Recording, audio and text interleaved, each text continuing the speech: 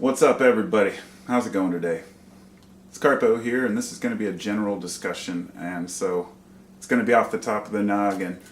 So hopefully I can fill in a few blanks on issues that I forgot to talk about yesterday, because the interesting thing happened to me this morning. I sat down and I was going to talk about a few aspects of religion, but also Freemasonry, and how I used to fear talking about Freemasonry because, I'm looking back at my old thinking. This is a book that I got in like 2000 and I just take notes in it. And I was flipping through it yesterday and I was looking back at all these spiritual discoveries I was making when I was studying, various texts, Buddhism, Hinduism, and whatnot, and how exciting it was when I started trying like Kundalini yoga and kind of got into these various kind of new agey thinking patterns. And I still don't think that they're bad things, just like I don't think religion is a bad thing. And I really wanted to get that out there because I think in the long video I made, it was only towards the end where I really started to say, hey, I don't have anything against beliefs, and I want to make that clear. I have only an issue with beliefs that affect others in a negative way. And unfortunately, a lot of religious beliefs do, even down to something as simple as scaring your kids with burning in hell after they die, if they do wrong. And parents have used this on their kids, but adults use it on each other as well, and that's why it can be a little bit frustrating. And not every religion believes in hell, of course. Which brings me to something I should cover first. It was an interesting thing. Yesterday, I noticed we put up this ornament on the front door, and it was like a hanging wicker thing for Christmas. And I noticed it covered up my little sticker, my no soliciting, and it says no candy, no government, no something, no soliciting, and no religion. It has them all crossed out. And I thought if I put that up there, then maybe I won't have to deal with, these long, drawn-out discussions with people who come to my door.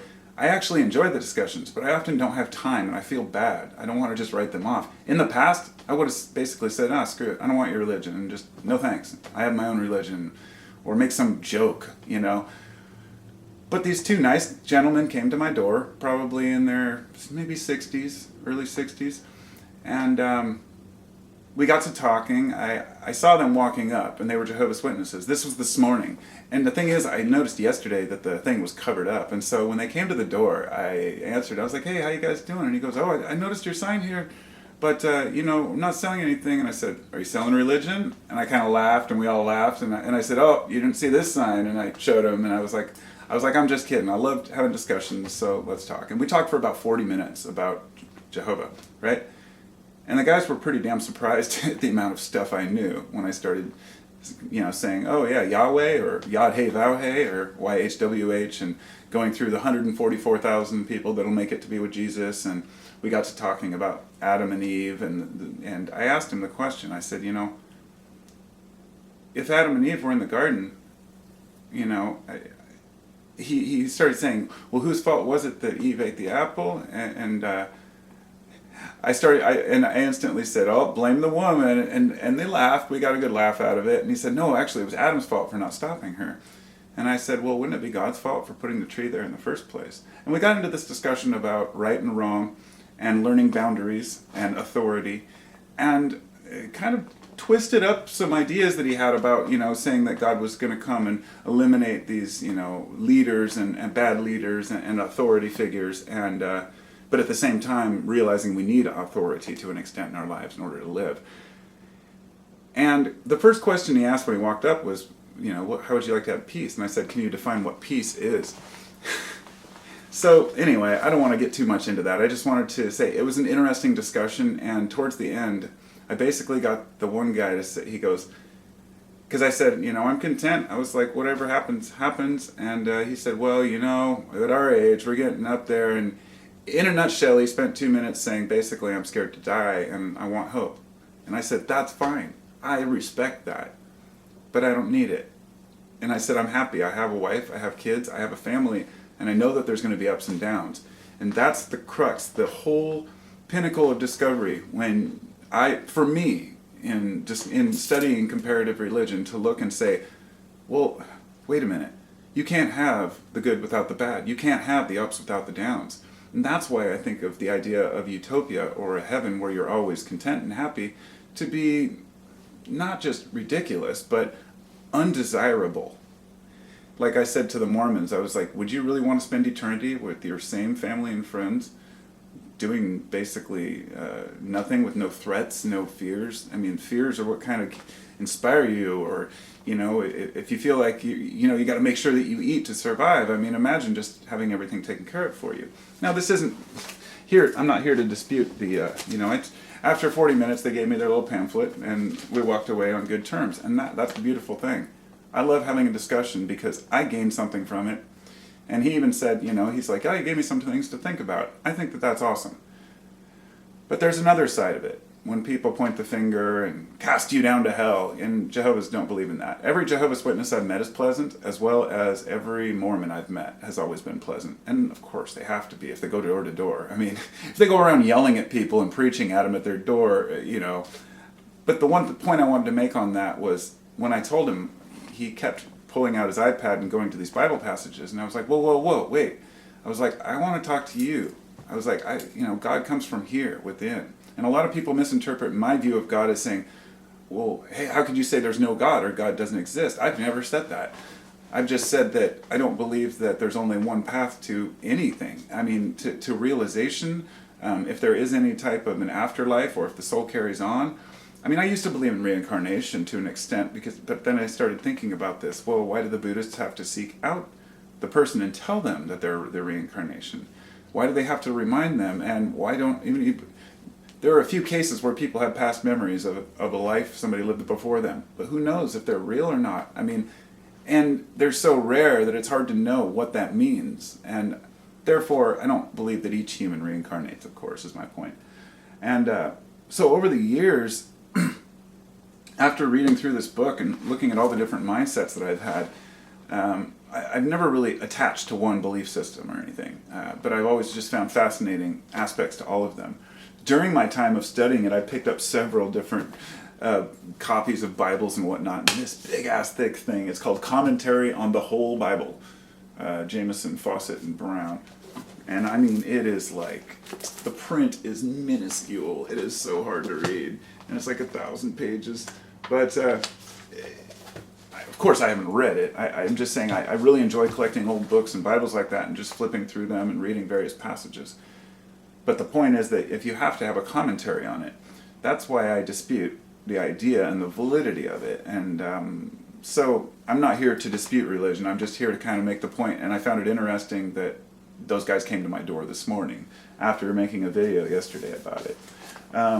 But then we've got the earliest gospel here. There's a variety of different books. But this is where I wanted to... There's 2 books right here, completely different. But these are both subjects that tend to come up when you're looking into New Age beliefs or into conspiracies. We've got the do-it-yourself astrology, and I've done all my charts and everything, and I'll tell you, you could do charts for any of them and find characteristics. It's hard to dispute, though, that I'm a Sagittarius, and I actually do resonate and have resonated with a lot of those, the claims of a Sagittarius. My point being here is I'm not here to deny or support astrology or religion, or the Bible, or even Freemasonry, this is the lexicon of Freemasonry. And years ago I hated even talking about this because people would be like, I've been accused of being like anything you can imagine, a reptilian overlord. I've had 2 people make videos about me with my face showing, like, as seeing this lizard tongue, supposedly. They were so, because I started, they started calling me names because I was talking about certain subjects, so I started trolling them back saying, yep, I'm a lizard, I work for these guys, NASA sends me paychecks every week. I've got, like, people accusing me of being a moon agent and everything else. But why did I become so fascinated with Freemasonry? It was because of the resistance to it. And I first learned about it in 1998 with a book called Behold a Pale Horse by William Cooper. And they talked about, the Freemasons and the New World Order. And if I even put Freemason in the title of this, it'll show up with probably a little description under there, talking about what Freemasons really are, because there's so many conspiracies. But if you read into these books, this is basically just a dictionary for their terms. And I just found it at Goodwill. I think it was like $4. it's a fascinating look into how these secret societies had to form and hide themselves. Intellectuals in the past, they formed many of these groups basically as a direct response to the fact that religious persecution didn't allow you to think for yourself. So if you were caught studying occult information, that was heresy. You would be killed for that. And so today we really just can't imagine that. Like, why would these secret societies form? They weren't anti-religion or anti-people. They were hiding from the mainstream religious society because they feared prosecution. Most Freemasons are just dudes who sit around in a lodge and talk to one another. I'm not saying the people on top haven't used the power to control, because every single group has done that. I'm no surprise at all. But I'm not here, of course, to talk bad or good about Freemasonry either. But I wanted to mention that, I had this in the background of a couple of my videos years ago. This is a Freemason apron, from when they were raised. It was from my grandfather's from 1950, I think. Is that 50 or is that 30? Hard to tell. I think it's 1950, yeah. And anyhow, of course, it's got the all-seeing eye, the triangle and the compass and all this. And then he also has, of course, the two-headed dragon with the 32, which he was a 32nd degree Mason. He was a master Mason. And most people don't make it past that. Very few people make it to be a 33rd degree. And a lot of people by that time realize it's just a bunch of bogus. But there are some underlying philosophies. It's not about the discoveries or what you're going to learn about the universe or God or anything else. It's really about that communion, that connection. And when you look at religion as a whole, going to church, it's the same thing. It's about community. It's about finding communion with other people. And it's just the overlooked aspect. And yeah, sure, they have all kinds of weird gear and fancy old statues, like Egyptian stuff, and that freaks out people who are religious because they think it's occult and it's satanic. And instantly they go to satanic. And the idea of Satan just has to go. Satan's been a scapegoat for the way that the stupid things that humans do. And the stupid things humans do are usually rooted in some sort of turmoil within the person's life or the youth. If an entire community raises up, it's usually because of some turmoil from the government or within the community. I mean, people generally don't just go around. They have this idea that you have to have these values on paper or else everybody's just going to go hog wild. Is not the reality that I live in. And I don't think that that's the way most people think. But anyhow, this is the Master Mason ring that was my grandfather's. And they were really, Masons are serious about their jewelry. And I wanted to mention that because what it is it's a way of the brotherhood for them to say, hey, look, I have one too. When I had a booth at the Home and Garden Show years ago with my father-in-law, or no, this one was my own? Yeah.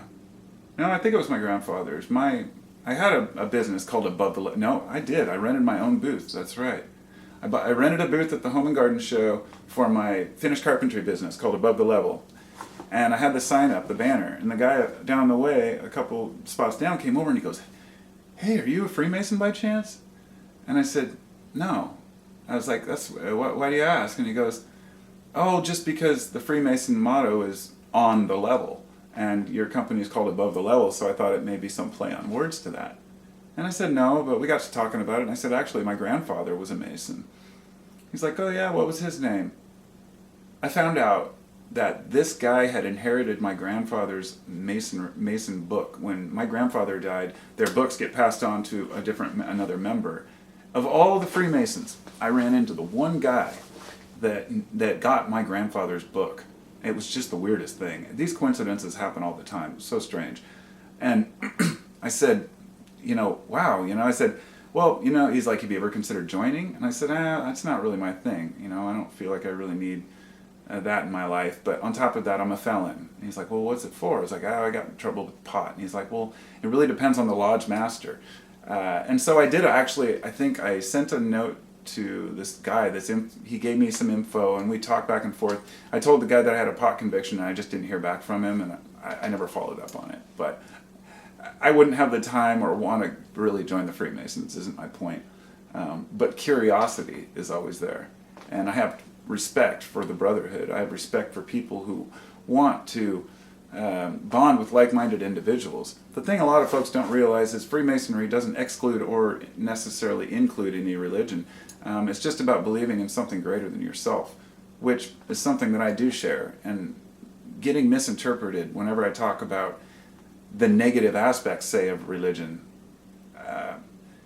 I don't want to be understood as being anti-God or anti-belief or anti-religion, but rather anti-dogma, because dogma holds us back. Dogma causes parents to protest against teaching about dinosaurs in school. Dinosaurs were real.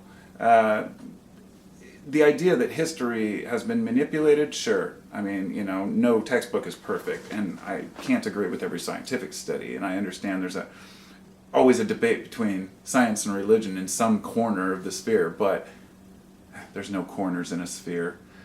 Anyway, that's about all I've really got. I guess I just wanted to just talk about how I've been through so many phases in my life, and the things that I've discovered. There's some very small conclusions. This is the perfect quote. I opened the book hoping I'd get just to a good quote. Veil upon veil we lift, to find veil upon veil behind. And it's the same, I think I heard that from Manly P. Hall, who got it from someone else, and it's the old onion, analogy. Basically, you keep peeling away, trying to find the truth, trying to find enlightenment, trying to find God, trying to find your purpose, and you just find new layers, new discoveries. You're never finished. You're never finished growing. You're never finished learning. And so when we settle for a belief system, that's our choice. But it's really important that we're open enough to say, hey, that's okay that you do that. And that's the only thing I would say when the guys came to my door, was I said, I respect the fact that you have comfort in your lives on what you believe. It's just unfortunate that you don't respect what I believe. And none of them have ever said, oh, I do. They just nod their heads because they really don't. They think I'm doomed if I don't follow what they believe. And that's unfortunate. But nobody's going to change that. We can only plant seeds, not for the sake of changing people's minds, but for the sake of accepting one another and kind of laughing at our silliness, at our lack of understanding at the true nature of what God really is. Because at this point in my life, I'm convinced that there's a blueprint for life that is unfolding, that life on this planet is like a flower. I don't see humans as necessarily a virus or a toxin. I see all the horrible things that are happening, but that's almost always through a lens of the television. When people were asked in America, at least in the US, how many people think that the world's dangerous, most people are like, oh yeah. How many people think their own neighborhoods are safe? Over 80% of people trust their neighbors and believe their neighborhoods are safe. So what does that tell you? It tells you that most people are leading pretty normal lives and everything's going okay. It's just that this damn window into the world causes us to see all the turmoil, the starvation, all the corners, all the little wars and bloodshed. And we fight over the dumbest things. Land and resources are one thing, but when we're fighting over beliefs, that can be difficult. But I think we're growing up as a species, and we're realizing it's not about abandoning our principles or our values or what we believe, but learning to see the world through a new light. So that's what I've got. I'll talk to y'all later. Thanks for listening, and be well, my friends.